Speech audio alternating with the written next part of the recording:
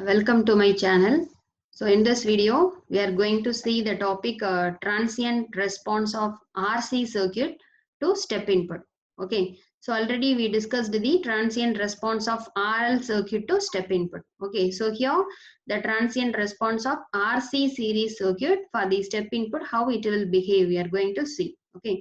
So consider, so the first one we are considering one RC series circuit.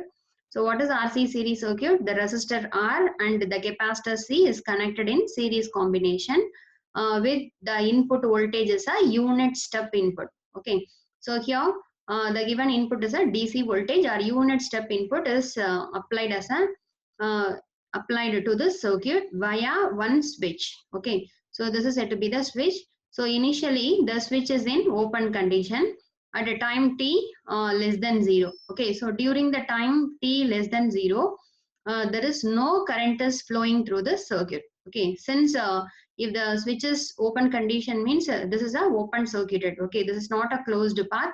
So you know, in closed path only current will be flowing. So in the open circuit there is a current is 0. Okay, so by initially we are considering the current flowing in this circuit is 0. Okay, so because of the current is 0, the voltage across this capacitor is also 0. So the initial voltage across the capacitor vc of 0 minus, okay, vc of 0 minus is the initial voltage stored across this capacitor. This is 0 value. Okay, then at a time t equal to 0 we are closing this switch. Okay, but if you are closing the switch means we will get a closed circuit.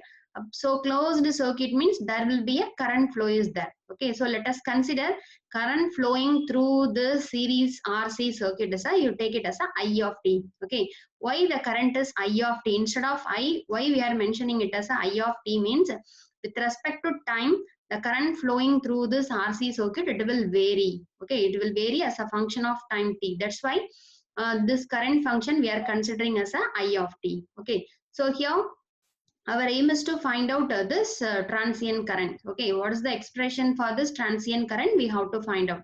So in order to find out thing, we have to apply the KVL equation to this loop. Okay, so you know the KVL equation in any closed circuit, the algebraic sum of all the voltages is equal to 0. Okay, so here if you are starting here, it's a minus to plus. So this voltage, the given input voltage, it is said to be the this is said to be the voltage rise. Okay, and you know this is the resistor and current I of t means voltage, that is there is some voltage drop across the resistor and voltage drop across the capacitor.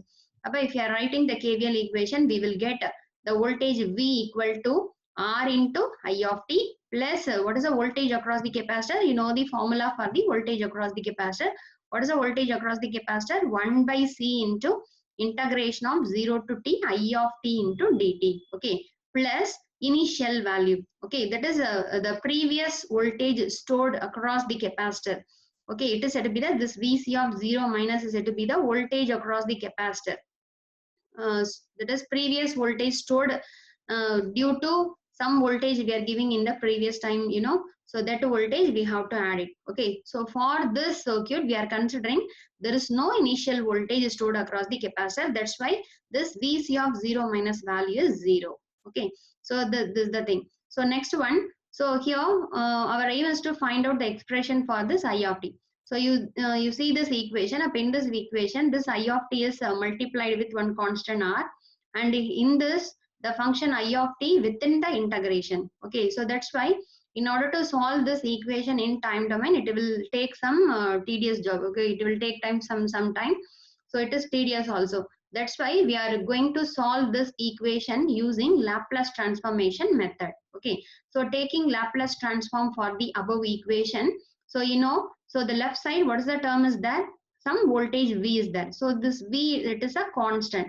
So you know the Laplace transform of the constant is said to be that particular constant divided by S. Okay, S is a Laplace variable. Okay, so which is equal to R into I of t. So R is a constant. So you keep this constant R as it is. And what is the Laplace transform of I of t? That is small I of t. Okay, the Laplace transform of the small I of t, it can be written as capital I of S. Okay, then plus 1 by c, it's a constant. And what is the Laplace transform of integration of the particular function I of t means the capital I of s divided by s. Okay, that is as per the integration property of Laplace transform, integration of any function whose Laplace those Laplace transform is capital I of s divided by s. Okay, and plus this vc of 0 minus is also a constant. Appa, what is the Laplace transform of this constant? That particular constant divided by s. Okay, so already you know this initial value is 0. So that's why this term, this last term, it gets a 0 value. So now the expression is reduced to V by S is equal to R into I of S plus 1 by S into C into I of S. Okay. So from this we want I of S equation. So that's why in this in the right hand side term, in the two term is having I of S term as a common. So you take I of S as a common. So you have to write R plus 1 by SC. But from this, the I of S can be written as V divided by S into R plus 1 divided by SC. Okay. So in this thing, so you take LCM for this equation. If you are taking LCM, here S into C. So S RC plus 1. Okay. Here the S cancelled. And this C, it will go to the numerator. So that's why V into C divided by SRC plus 1. Okay. So we want the denominator term is always the particular variable plus some value or minus some value. So by here the S is multiplied with the constant RC. So you take RC as a common. So we have to write S plus 1 divided by RC. Okay. So here this CC cancelled. And we have to write this V by R. Okay. V is a constant. R is also a constant. So you write this V by R in the numerator. So in the denominator, only the term S plus 1 by RC is there. So the I of S equal to V divided by R divided by S plus 1 by RC. Okay, so this is the current function in terms of Laplace transform. Okay, in Laplace domain. But we want the transient current as a function of time t. So what is I of t? The I of t is nothing but a inverse Laplace transform of this I of S. Okay. So we have to take inverse Laplace transform for the above equation. So you see the above equation, this above equation is in the structure of, this is some constant, V by R is a constant. And the remaining term, this is in the structure 1 by S plus some constant. Okay. So you know the Laplace transform of e power minus at. So what is the Laplace transform of e power minus at? 1 divided by S plus a. Okay. So if you are taking inverse Laplace transform for the above equation, we will get the I of S whose inverse Laplace transform, it can be written as small I of t. And this V by R, it's a constant. And what is the inverse Laplace transform of 1 by S plus 1 by RC? E power minus this constant into t. Okay. So e power minus 1 by RC into t. Okay. So this is the current flowing through the series RC circuit as a function of time t. Okay. So whenever the time t is 0, so you see from this equation, so we have to substitute the value of t for different times. Okay. So initially we are substituting time t equal to 0. Up in this function, if you are substituting t equal to 0 means V by R into e power minus 0. So e power minus 0 value, it is 1. Okay, but what is the current flowing through the circuit at a time t equal to 0? It is simply V by R. At time t equal to 0, the current flowing, it reaches the V divided by R. Okay, maximum value. Okay, then you see if the time is 1 millisecond, 2 millisecond, 3 millisecond, if we are increasing means, so you see this expression is a exponentially decaying e power minus some value. So this is a exponentially decaying function. But that's why if you are increasing the time means the current flowing through this RC circuit decreases exponentially. Okay, so that's why we will get the graph like this. Whenever the time increases, the current flowing through the RC circuit, it will exponentially decreases. Okay, so this graph shows the current I of t as a function of t. Okay, as a function of t for the step input or DC input. Okay, so this is the thing.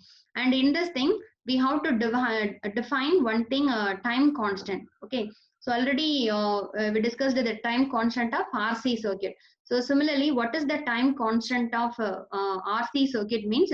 So here the product, okay, you see this term, the product of R into C, okay, the multiplication of R into C, it is said to be the time constant. Okay, so the notation of time constant is tau, okay, tau.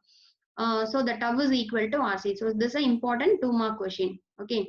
So in the previous year, they asked what is the time constant of RL and RC circuit. It is a 2-mark question. So the time constant of RC circuit is a product of the resistor value and capacitor value. Okay. So what is time constant means?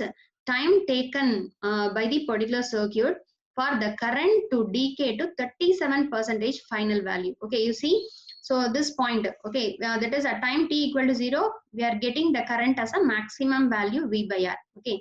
Then if we are increasing the current from 0 to some value means, you see the graph. So the current flowing through the circuit decreases exponentially. Okay. At one time, okay, this is the time constant tau. Okay. At this time, if you are measuring the current means that current is equal to the 37% of this final value V by R. Okay. So for this time, okay, this time we are calling it as a time constant. So what is the time constant of RC circuit?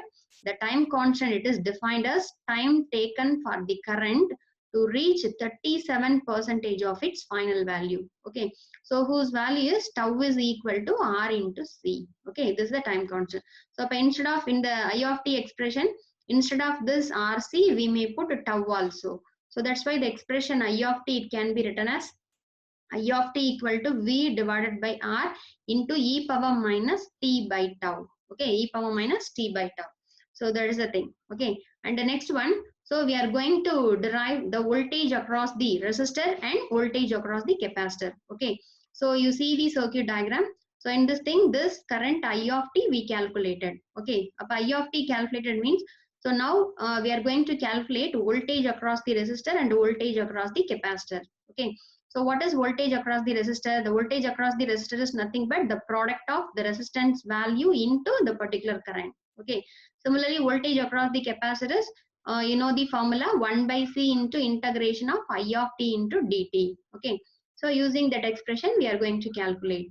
So voltage across the resistor is VR equal to R into I of t. Okay. So R into I of t. So I of t expression we derived. What is the I of t expression? V by R e power minus t by RC. Okay, so substitute the I of t value.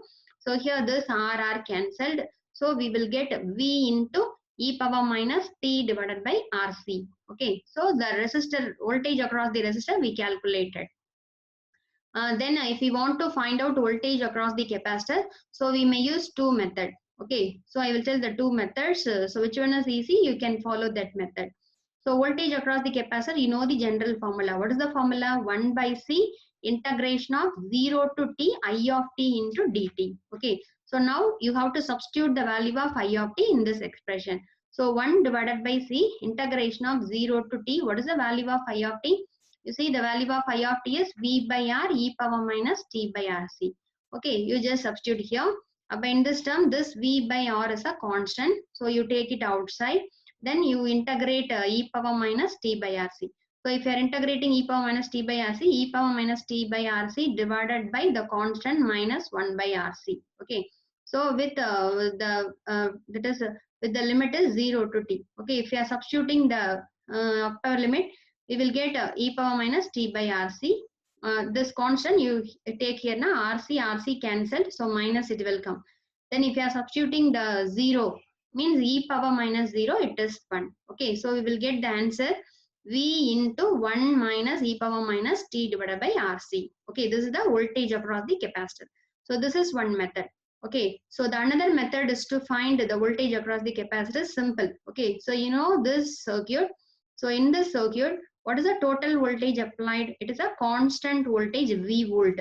Okay, and you know, as per voltage division theorem, the applied voltage is divided into some part of voltages available across the resistor and the remaining part it will stored across the capacitor. Okay, so the input voltage you know, and the voltage across the resistor we derived. Okay, so what is the voltage across the resistor? We derived the formula V into e power minus t by RC.